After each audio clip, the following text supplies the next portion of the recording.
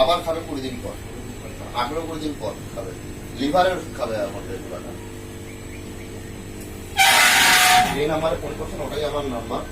আচ্ছা, কার্ড তো দেবোই। আর খাওয়ার কিরকম রেঞ্জের মধ্যে দেবো?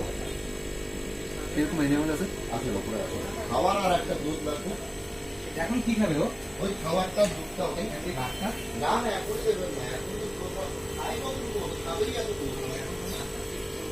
না, একদমই দেবেন না।